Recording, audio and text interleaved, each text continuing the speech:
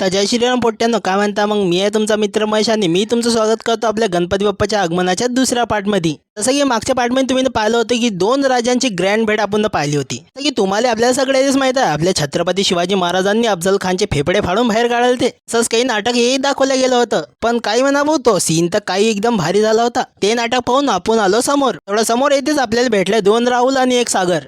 ये क्या बात करता है यार.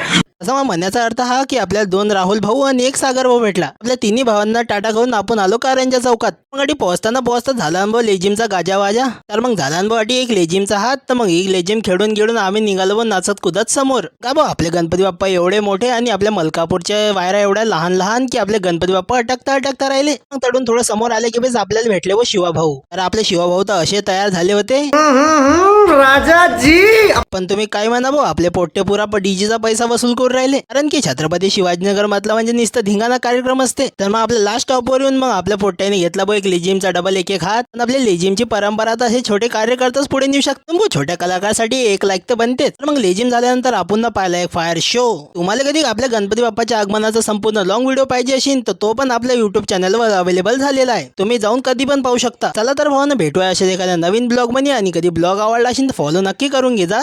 जय श्रीराम.